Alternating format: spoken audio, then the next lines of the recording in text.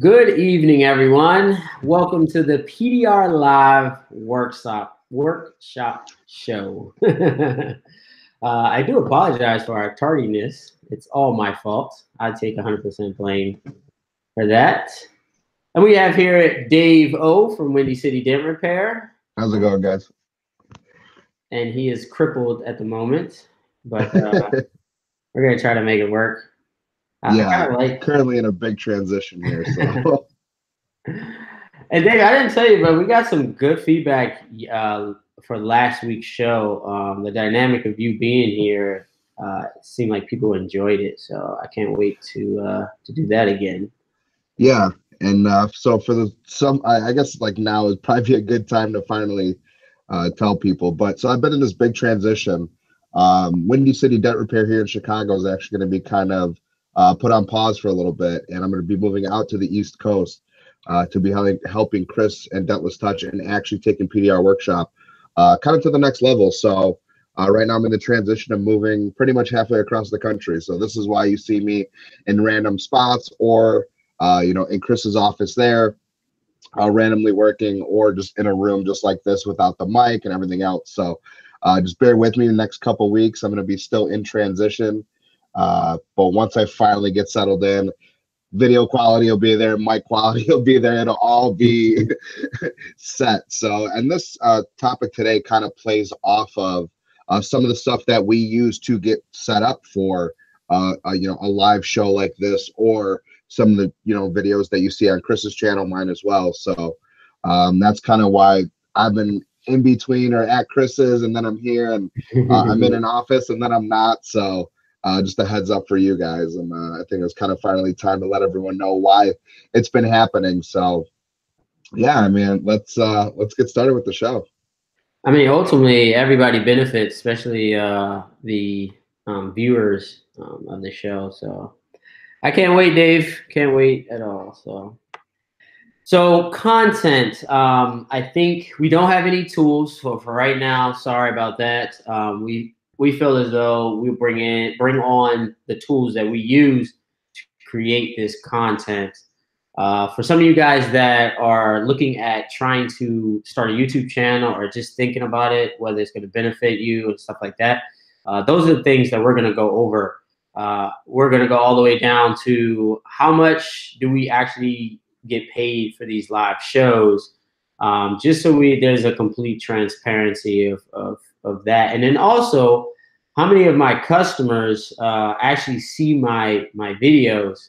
I would do the analytics, hopefully with you guys on a screen share, so we can actually look over the analytics and see all of that stuff. So without further ado, let's talk about the gear right now that we use. Yeah. Do we need to? Well, let's actually get a shout out to our sponsors, really, to be honest with you. I'm wearing Mobile Tech RX shirt. You can see that. And then we have Blehm Tools and Dentcraft Tool guys.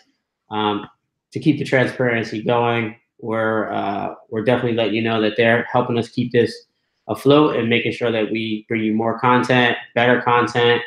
I mean, the next couple of videos, live shows with Dave, it's going to be like overhead cameras. It's going to be a nice show, but they help us. So just, support them. If you see anything on their store, on their online store, just, call them or order online. And if you were going to buy something anyway, check out those guys. That's Mobile Tech RX, Blehm Tools, and Dentcraft Tools guys.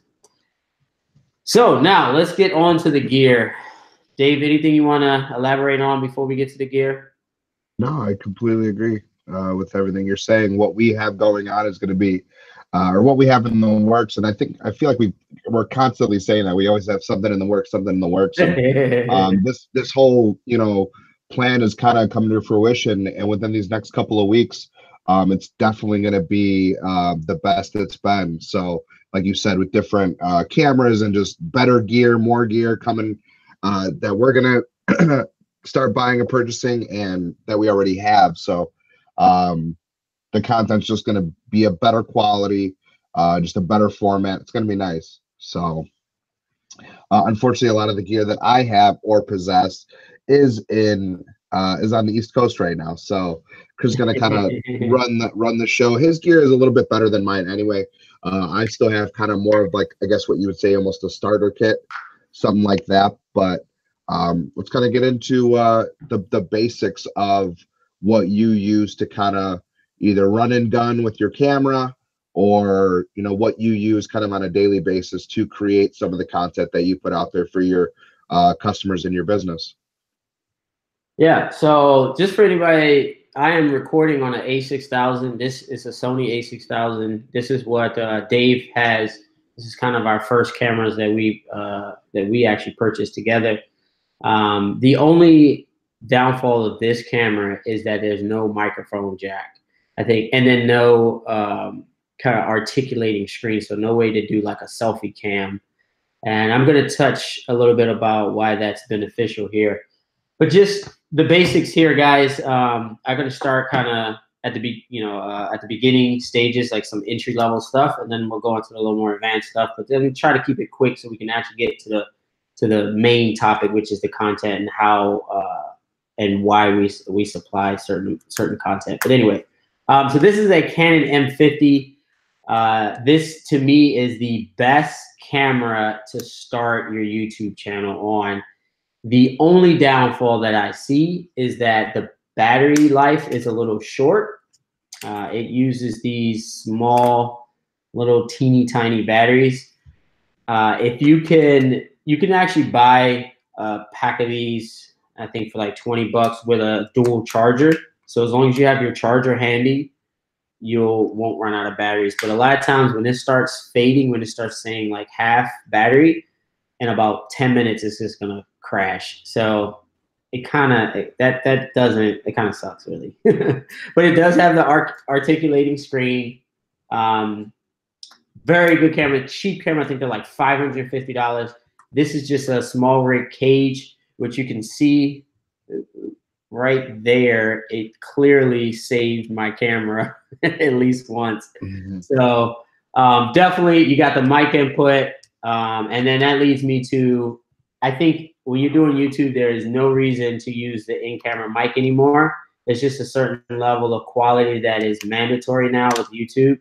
Those little cell phone videos, most of them are not going viral anymore. So you want to put like a microphone on your camera. And this is a Rode Micro, I believe it's a Micro Mini or Mini Video Micro, sorry. So this is the mic. This is just a dead cat, they call it. But anyway, it's a $40 mic. So that setup total for camera, mic, what are you looking at? Probably $600 total for that setup right there. Yeah, for this setup. So for the rig is $60, so $660. Yeah. And so for the basics, so the first camera that you're actually being filmed with, that I also have as well, $300 to $400. I think I picked mine up off of Craigslist. I think for like $350. And that's kind of entry level, getting yourself kind of just getting your feet wet with just video creation, just learning how to maneuver around a camera. It's its own skill set, kind of like with PDR. With anything else, you're going to have to take the time to actually learn it. Watch videos on how to navigate through some of these screens, understand ISO and f-stops, and really understand how a camera is going to work. So a basic entry-level setup, like I said, probably about $300 to $400. What Chris has right there, the Canon M50 with a $40 mic attached to it, which I feel is going to probably be my next move as well. You're looking at, like he said, about $600, $700, depending on if you're going new, used, stuff like that. So I don't want to interrupt, but I just want to let everyone know kind of the price differences in between, just from the entry level of what we feel is kind of what you're able to get into the content creation with this gear, what that's going to cost, to what we would say is a mid-level with the Canon M50. And even this being kind of mid-level, I mean, $500 to me is not chump change, but it's also in the camera world, it is not that expensive for what you can get. Normally, this camera is actually very, very entry level camera inside the photography world. But this does shoot 4K. The autofocus does not work well with 4K, but if you're doing like B-roll and you want to play around with like a manual focus, which is really easy because anything in like, it has this thing called focus peaking. Anything in yellow, it just shines in yellow, and that's what's in focus. So if you want 4K and that's important to you, it does do it, but it probably is better if someone's behind the camera. There's a little thing going around that if you shoot in 4K, YouTube likes 4K footage, so it tends to bring your video, like starts recommending your video a little bit more. I don't know if that's true or not. Some of my viral videos are 4K, some are not. So, but a lot of people have been shooting in 4K, and you know, to help out on the recommendations. And if you are reading into YouTube, we'll start to talk about why you want YouTube themselves to recommend your videos and different ways to how to get them to recommend it. So, but 4K is kind of one of the kind of golden rules or black rules or whatever that helps you get recommendations. Other than that, as far as lens, now this is the kit lens that's on it, and it's wide enough. If you want to get even wider, you know, this Canon is like $100. I got it off of Facebook Marketplace. It's the 10 to 18, super, super wide lens. It doesn't do great in low light, but it can do okay. If you work outside or if you're doing most of your filming outside, this is perfect. That to me is it for the basic level stuff, Dave. I can go into some more advanced stuff for the guys. I don't want to bore you guys, but this is my main shooter now. Yeah, I think we have like right now, I mean, kind of 3 tiers, right? We have our, what we would say, entry level with the Sony A6000, which is what, like I said, I shoot with, what you actually recommended me to get in the beginning, just for an entry level, kind of just something that will record video. I mean, these are actual photography cameras that we're using to shoot video on. So it was the Sony A6000 was one that was very basic for me. It allowed me to really there wasn't too many options within the camera itself that I needed to, that I was getting super confused with how is this thing going to work and how it's kind of just point and shoot and hit the record button. And that was it. What I really had to, I wasn't messing really with lenses or anything like that until a little bit later. The lens that came with it out of the box, it worked. It was better than shooting on my iPhone at the time, and that's kind of what I wanted. I think we did one test. So the 4K iPhone was, you know, I think the regular 1080/60 out of the A6000 is better than the 4K iPhone. Yeah, and I mean the phone is it's what it is. It's a phone. They are very powerful and they're becoming more and more powerful. But to get, you know, some of this footage out there, if I'm recording on an Apple device, sometimes those movies or those clips don't really mesh with some of the programs or the way we want to upload these to YouTube themselves, or any other platform for that matter. So sometimes it can be easier. A lot of times it's a little bit harder. But yeah, so we're showing you kind of 3 tiers of what we use. The Sony A6000 being the first one, the Canon M50 for what we would say maybe mid to, you know, entry level, but kind of that next level up to what we would say mid level, to where, you know, it's not the big boy stuff, but it definitely is going to be able to do more than what the Sony will allow you to do, and have a couple better options for ease of use, to quality itself. So, and then I think you have one more there that you do use, like you said, your daily shooter, which is what I would call the big boy in your tiers of gear that you own. I would step back and say, if you had to buy the 6000 again, if you were in the market, I would lead you more to the M50. Yeah. Like, I would spend the extra $100, I guess, because you can get these used for around $450, $460. I would just spend the extra $100 because that mic input is important. I think, Dave, you know that, you know, you can relate. Yeah, I was able to mess around with that Canon M50 at Chris's, and he was able to show me the direct differences on why that actually prevailed over the Sony. Mic input being one, and the screen actually how he has that right now. If you guys can see that, it's able to actually swing out, whereas my Sony doesn't allow that. So when I'm trying to record myself, I can't see what I'm actually shooting. Sometimes the head's cut off or the background's just it's just off. Having an articulating screen like that definitely just helps with being able to see what you're doing, especially if you're out there recording content for your business by yourself. That screen is super important. Yep. And again, the only downfall of this camera is the 4K. They just kind of crippled it with just no autofocus, which then leads me to my daily driver, which allows the 4K with the great Canon autofocus, and that's the new EOS R with the 24-70 2.8 lens, and that's pretty much. The battery is like 3 times larger. One of you battery, there it is. So the battery is like 3 times larger. This camera can last all day, hours, at least 2 to 3 hours of recording.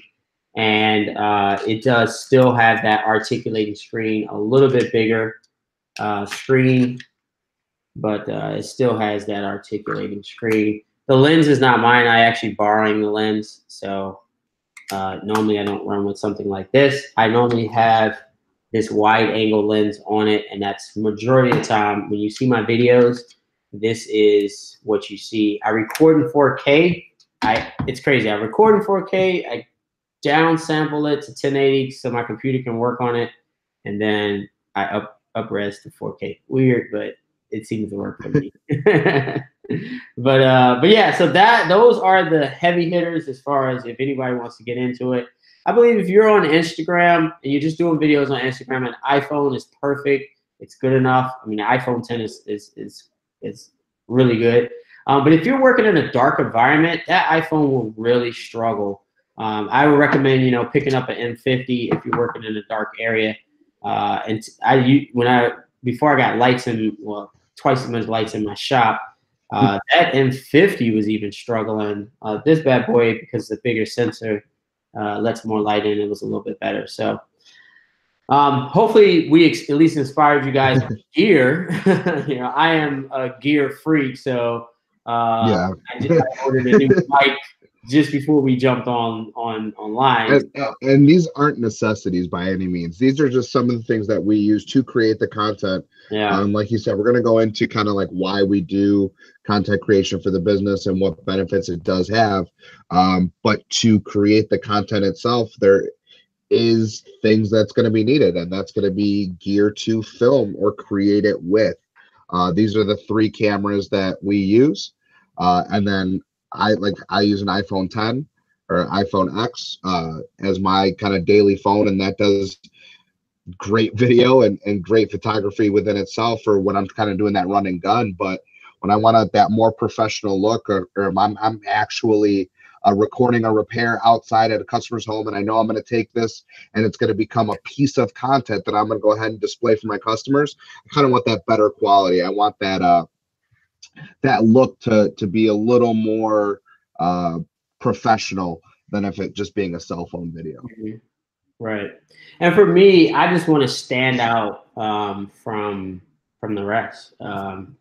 I create my own bar. That's just how I am with business. That's how I am with the YouTube. And I just keep striving for excellence. That's just in my personality. So so most of it, like they said, you don't need this stuff. I was probably great with the M50, but I found a reason. So I mean, and your channel's been you've been pumping YouTube and creating content for quite a while now, Chris. Why do you do it? Well, I touched about this on another video, and the main thing was I have this huge fear of speaking in public. I mean, absolute huge fear. And so I said, well, what's the worst could happen? I can put myself in front of the camera.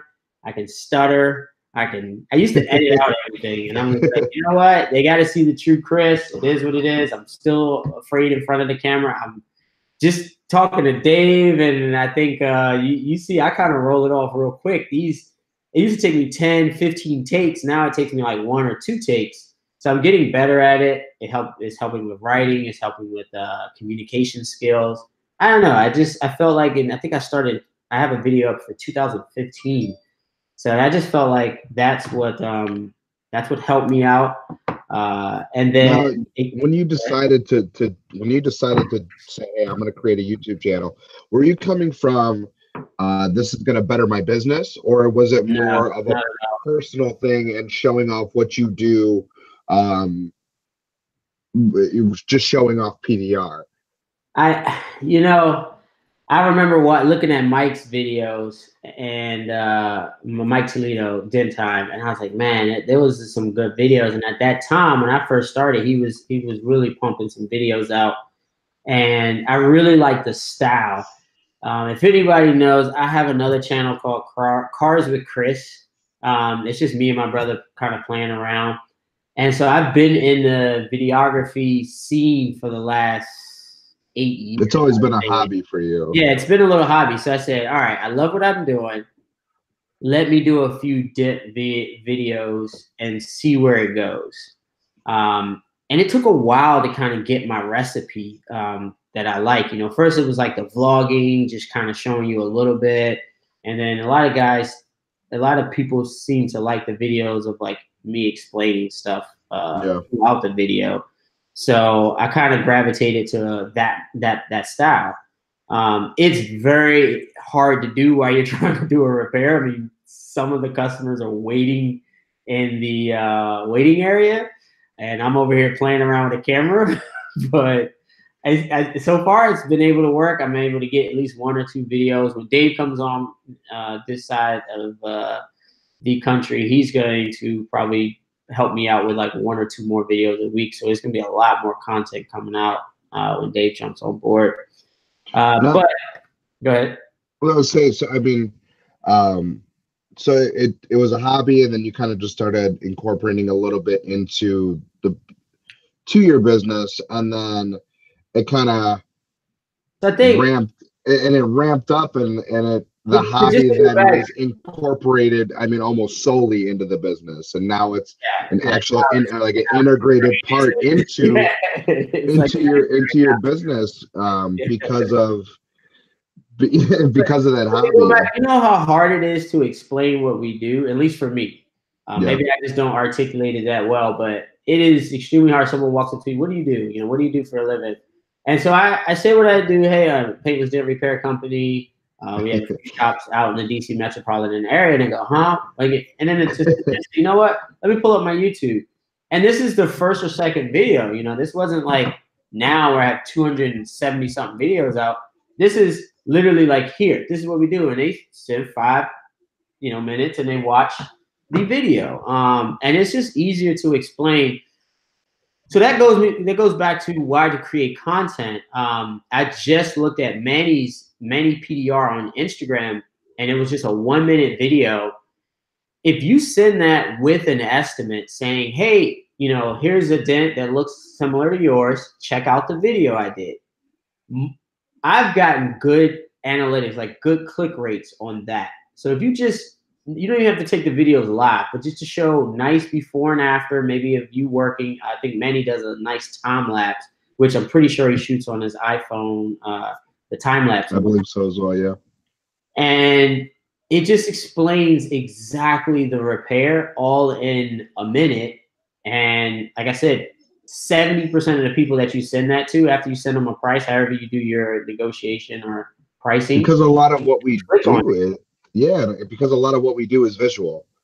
It's very hard to articulate kind of what we do. And I, at least like you said, I feel as well. I think we had just had this conversation the other day. I think it was with your wife, and it was very, in a certain setting, there are certain settings where we try to explain what we do, and it's paintless dent removal. And, the majority just don't understand, and then trying to go in depth and how to explain it can sometimes either be very time consuming, difficult, and at the end, they still don't really understand what we do. And having these videos short 30-second, 1 minute, couple minutes, to visually show someone the outcome of paintless dent removal, it resonates so much better with either a customer, a potential customer, or someone who you're just trying to explain what we do to them. Yep, exactly. And so, just a takeaway on this little part, guys, put out something. Go to Manny's PDR, get some inspiration from his his Instagram channel. Download that content. He probably edits it and then puts it on Instagram. But get some inspiration from him. And even if you keep it kind of close in where you just don't publish it, you just keep it, what they call it, unlisted on YouTube. And then send that link when you send your estimates. You'll be surprised how many actually completely understand what you do and are more willing to spend money with you. They're just more confident. And when I think of content creation, I'm thinking of not just strictly uploading to YouTube, and this is me personally, but I'm thinking of uploading to all platforms. But each platform, Facebook, Instagram, YouTube, Pinterest, Snapchat, they all have certain ways, or LinkedIn, they all have certain ways or formats on how to cater the content itself to the audience that you're trying to deliver to. And with Instagram, just for example, before and after photos, that's still content creation. Taking a before picture, taking an after photo of a before and after photo of a repair, can just add to that portfolio, and you're just slowly building it. And if you do have someone, like you said, a customer who comes across with some similar damage, maybe on even a similar vehicle, you're able to actually go back and show them, hey, look, I know you have a red Chevy Cruze, but this is a blue Chevy Cruze that we actually worked on the same fender, and it's very similar. This is what we were able to do with them, and also here's your estimate if needed. So, and I think that just doing that little bit of time, just kind of spending that time when I say, hey, I found something that was similar to yours, that I've repaired before, check it out.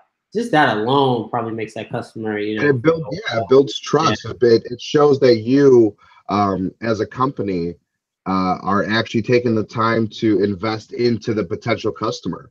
That you said, hey, look, I know you had similar damage. I want to show you that we are more than capable of repairing that. And, here's a previous customer that we had who was very satisfied with our work. And so also, if you do want an estimate, and here, you can deliver the estimate as well, or we would love to go ahead and give you an estimate based on the damage that you do have. And get them really comfortable with you and your company, because a lot of people still, and we've talked about it on the show, the majority don't understand paintless dent removal and what we're actually capable of. So this does allow for that. Mm-hmm. Mm-hmm. Yeah, I agree. That's one of the reasons why you should put out content. You should be well aware of what content can do, and just don't let it pass you by. This is a skill that you have to learn. I think as a business owner, which we are all solopreneurs, but business owners, it is what it is. We wear multiple hats. And if you can pick up maybe some accounting skills, I think some content creation skills, I think this is, I think Gary Vee said it, every company should be a media company, should think media. And I think he's 100% right in that regard. And what we just said about sharing your videos, which are directly with your customers, is probably one of the best ways that I gain customers. I'm going to share some analytics with you guys. Hopefully I could do some screen share here. Let me just see here. I want to show you guys this. Yeah, and like you said, thinking of yourself as a media company, and it's tough because learning these things also takes time. So if you're, new to paintless dent removal, learning paintless dent removal, and then also trying to learn how to work a camera with f-stops and ISOs, and then how to upload it and how to edit, and then take that video and and put it out there for everyone to see. That's all very time consuming. Like I said, it's another skill that you're also learning. So, for me personally, if you're learning paintless dent removal, focus on that. A lot of this may not actually pertain, but if you do want to go ahead and start either your own company or kind of get the information out to potential customers in your area, the creating content is going to be a way to tap into those little markets that and gain potential customers. Yeah. And just to show you some analytics here. Oops, I had it up here. So this is the stuff that no one shows you, but I want to really touch on, some of these guys, thinking that the YouTube channel is going to bring a ton of work, and this is, I think I feel like you're making millions. Decent. Yeah. I think I have a decent channel here, but it shows you I'm only in Virginia and Maryland. Those are the two states that I cover. And I don't even cover the entire Virginia. I'm maybe 25, 30% of Virginia. And I'm probably about the same in Maryland and then Washington, D.C. But in Virginia, only 1.6% of people view my videos. And then we have Maryland down here, which is, where is it at? I saw it down here somewhere. That I'm missing it. So what you're saying is that if you, it's about 3%. It's about 3% of people that watch my videos. So out of a video that will have 100,000 views on it, actually in your local market, it's a very, very, very small percentage who's actually seeing that video. Yeah, 3%. 3% of the local market see my video. So when you look at 100,000 people, 3,000 people locally saw my video. I guess that's a lot of number when you look at it like that. But it does not mean that there were customers that maybe just been entertained with the video. So I think I may get one every 2 weeks, maybe two every 2 weeks. That does come in and say, "Hey, I saw you," or "You look familiar." It's kind of iffy. So I do get a lot of requests for dent repairs, but a lot of times it's scratched up or something like that. So it's still not clear in the damage that I fix what we can actually fix. So that's actually surprising. Now, these videos that you create, though, what you're able to do is, if 3% is only seeing them, maybe either just by going to YouTube itself, but by you owning that piece of content, you owning that video, you're able to throw it into a newsletter. You're able to throw it into an email list to previous customers and still contact them and let them know, hey, you got your car repaired maybe a year ago, but hey, we're still repairing out here. Maybe check over your vehicle again. Here, check out our latest video. This is what we, have been recently working on. And you have that piece of content to go ahead and show them. Yeah, I send out a newsletter every month. And the newsletter is not to, obviously I want to gain more business, but it's just giving information back to the customer. A lot of people are just giving newsletters and it's all about, hey, check our sales out. Nobody really gives a crap about your sales. I keep elaborating on that. But there's a storm coming around. Hey, how to protect your vehicle from the storm. Make sure you got the right coverage. Back to school, or things to check for buying a new car. Those are things that's going to resonate and really kind of stick with that customer, that you care to do the research to actually make an article that may be intriguing to them and want to help them out. And I think a lot of people tremendously fail on that regard. They're always looking at how their business, like to give the next sale or to give the next deal, or just really trying to capture more business. And I kind of look at it from a different perspective. Once you give value, business will come. And that's just my angle. So you're not actually creating this for your business. You're creating, okay. Yeah, and I think that's great. You're just putting it out there. Yeah. If they come across it, awesome. If they don't, it's okay. But you're putting it out there for the masses and just, okay. Yeah, so and I think it's a great angle. Yeah, it's snowstorm. We say, hey, how to protect your car from the snow. We did one where it was like 7 things to keep in your car during a blizzard. And we kind of stage it for like what's in the news a little bit, just so that we can get a higher click rate. Yeah. But other than that, we're all like, all right, what are people paying attention to? And then how can we help? Like now the season's turning. So there's certain things that we, maybe So it's change every so season. so the benefits of having YouTube aligned with your business uh isn't going to be for you, isn't the money that you're possibly creating from or generating from YouTube itself. The benefits you feel is actually just knowledge of the art or the craft that we're able to perform. That's why you're going ahead and putting that out there for everyone to see. Yeah, yeah. I mean, obviously, when a video goes viral, you make okay money. But for the amount of time it took you to make the video and all that stuff, it kind of weighs out to a dent repair. To be honest, it's not like you're making 10,000 a video. It's maybe a $500-$600 video. So it's a little bit extra for the twice as long it took you to do the video plus the dent repair. But like for the live shows, Dave, you were here. I showed you. We're averaging our biggest live show, which I believe we're at like 3,000 views on one of them. That's doing very well. We made $4.93. So any video really just under like a 1.5 views makes pennies. But so we don't do it for the money, and I think everybody knows that here.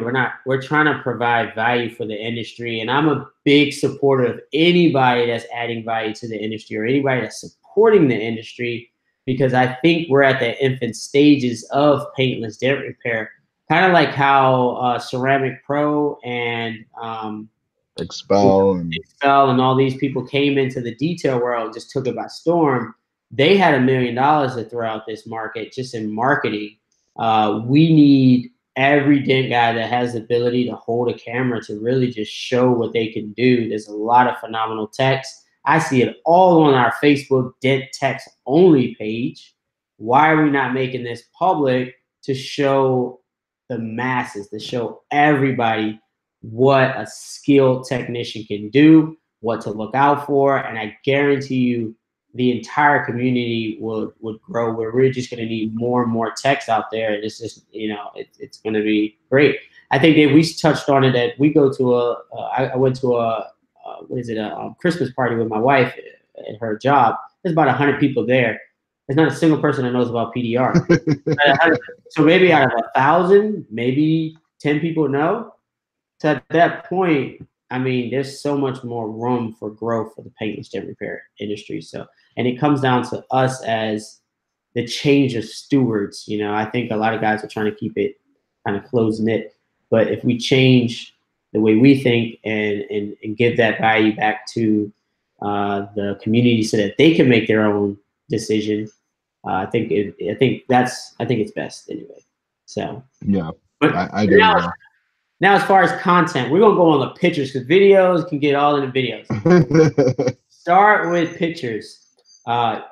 We're very visual people. Instagram wouldn't be where they're at if we weren't an image, type of demographic or human being, I guess. I don't know. It's just all about the image nowadays. So quality pictures, which you can get with any one of these cameras. Even an iPhone 10 does great with quality pictures.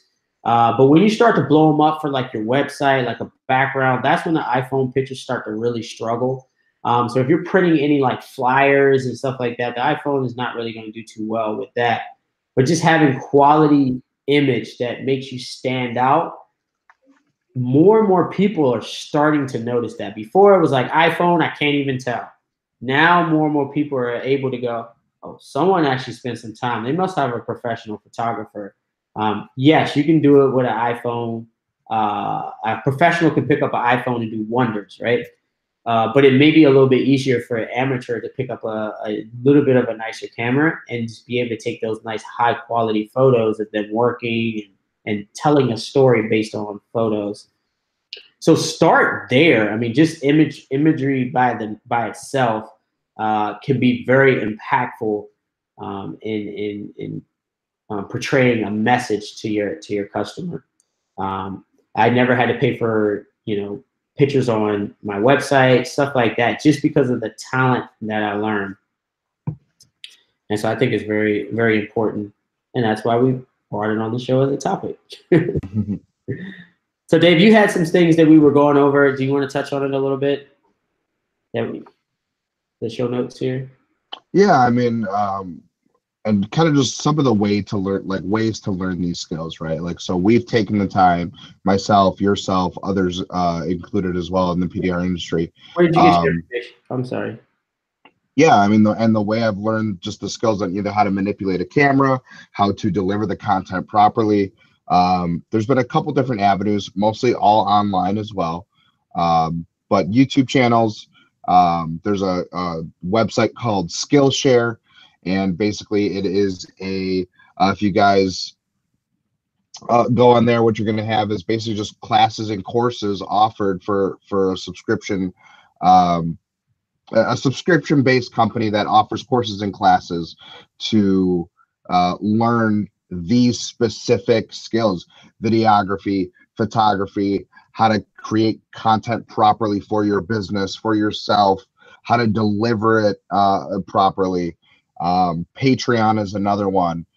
There are solo creators out there that will show you how they actually set up their lights and set up their cameras inside, outside, and actually walk you through their entire process of their workflow, and how they film it, how they edit it, what gear they used. And these are all things that you can learn from, and it's going to take time, and it is a skill within itself. But these are just some of the avenues or some of the places you can look for content creation. I personally have gone to a couple Eventbrite or meetup events locally here in Chicago. The most recent one I went to was a podcasting event. It was just a small networking event, I think like on a Tuesday or Wednesday night. I think it was like $20. And I went, and there ended up being about 20 to 25 people there who also wanted to learn about podcasting. As soon as it was done, everyone kind of just looked at each other, and then all of a sudden, hey, you have a podcast? Yeah, what do you do? Oh, how do you do this? What mic do you use? Oh, where do you do you do it at home? Do you rent a space for your podcast? And that was, it was nice to meet other people who are in different industries, but are also, looking to deliver the same outcome to their audience. Yeah. And, it's crazy, there's training events like the Mega Media event. I haven't gone, but someone that's just getting into it, it seems to be very informative class. They give you a lot of good templates to go off of. I learned a long time ago, though, create your own style, though. It's a good base to have, some template or just get, like I said, don't copy, just get inspired. So, because if you copy, you don't know why you're doing it. I always say you're aimlessly pointing at something or just doing something without any reason behind it. You don't understand it because you're copying. But get some inspiration from like a Mega Media event or my YouTube channel or my Instagram, or I love Manny's Instagram. There's a bunch of different, even Dentown, he's pumping a lot of content on Instagram. And they're just you getting ideas and then molding it for yourself and catering it to what you're looking for. So if you're trying to cater to actual customers, the content needs to be created around that. If you're creating content for actual dent guys and for the industry itself, the content needs to be directed properly to that avenue. Sometimes when you get this crossover, it doesn't mesh. When you're doing a video of a before and after, and you're trying to show certain elements of the repair, only PDR technicians will understand maybe either the lingo you're using, the angles you were using, the tools you were using. If you don't give proper explanation, it may not come across to your audience in the right way. So delivering these things in the proper way is also key. And I mean, just listening to you, Dave, it sounds like, as entrepreneurs, and we wear, what I said before, we wear many hats. It's just that continued learning outside of even the actual paintless dent repair aspect of it is super important. If I didn't have this skill with the camera, which I've already knew how to work the camera, again, guys, check out, I think it's Cars with Chris. I change the name quite often, but anyway, it's Cars with Chris is my other channel. You can see some videos 6, 7, 8 years ago that I was holding the camera. I felt like they were very good. They're not that now. So, and over time, you were able to perfect that skill. Right. And see, even now, the biggest thing that I'm working on right now on the side when I have a little free time is I'm working on better audio for you guys. That's the one thing that I cringe when I watch my video. I'm like, the audio has an echo, the audio is this, that, and the audio. And so even Dave, I'm like, Dave, where's your mic? The audio. And if you guys haven't found out, Chris is very critical of certain things because he wants it to be tasteful. He wants that quality to be there. He feels that if there is an echo in the room, or if there is maybe a blurriness to the video, that it diminishes the actual standard of the standard of quality of that video. It's automatically lowered if these certain requirements aren't met. And these are a standard and a precedent he sets for himself, which is why some of these videos come across so elegantly on YouTube, because he takes the time to put all of these things in place to deliver a quality piece of content for his audience. Yeah. So I try with the limited time I have. At the end of the day, my schedule goes a segment, 2 to 3 You want it to be worth your audience's time with watching your video. You want them to get yeah, but you want them to get the most value out of it. Yeah, exactly. And that again, it goes back to, once you add value, money will come. If you keep focusing on money, you're going to fall short of the value that you want to add. So you'll see it. You'll see it across the board with all these YouTubers. You'll see it with some upcoming YouTubers. You'll see it. They're not focused on the value. They're just only focused on the attention or the money. And to me, that's the same thing. You have to hone into to the value. So to sum it all up, guys, it's basically, for me, it's just continue learning. Create content, bring value, and money will come. That's just my summary. Dave, before we get into the sponsors, go ahead and give them your summary. Yeah, I agree. We want to kind of touch on what we film with, kind of how we edit. Just real quick, I edit with Final Cut Pro. Chris does as well. So if you guys were kind of wondering, editing software as well. But we just wanted to go over how we film, how we edit this, and why we actually put it out there, and why creating content for your business is actually super important in 2019. And it's only going to become a more integrated part of, I think, PDR in general, and just in your local businesses and your local markets as well. So thank you guys for tuning in and kind of listening to why we go ahead and do this. Yeah, I was just thinking one day when you're talking, I was saying that, like you said, it's imperative that you do learn this, because in 2020 or 2021, you're going to really miss that ship, and you're going to now have to pay for someone to do this. And it's very hard for someone to portray your message in PDR. It's almost like trying to teach or tell someone how to build a paintless dent repair website, and then the SEO for that. No one really completely understands what you're doing. So you get a lot of, detail business or auto body or mechanical shop, they'll nail that 9 times out of 10. But for a PDR company, it's very hard. I mean, they'll have you scratches and bumpers. I had one in there for window repairs or something. It was something crazy that I was pinging on the map for, paint correction, something. And so if you don't know how to even locate your I guess your SEO points, it's just, anyway, it just gets. I think we can probably go over a whole other video on SEO and why it's super important. Right. I think content creating should be at the forefront of every business owner. That's just as simple as that. Agree. And so and why? Yeah. Like I think you said it best. Create content, bring value, and the money will come. And that's money either if you are monetizing your videos on YouTube or the money for your business itself with the content you're delivering to your local market. That is going to go ahead and actually bring in customers if they can go ahead and see the transparency with these videos that you're creating and giving that and showing them. So and to keep us creating content, these sponsors that we have actually on here are allowing that. They're allowing for that. So I just kind of want to give a quick shout out: Blehm Tool Company, Mobile Tech RX, and Dentcraft. Once again, thank you for the sponsors who do allow us to go ahead and put this out there. Yeah, for sure, guys. And we'll see you on the next video. Thanks for joining us this evening. Hopefully this has been very informative, guys. Hopefully this motivated. If anybody wants to reach out to me or Dave to get any information, Instagram is better for me. I can quickly shoot you back a video or a voice message.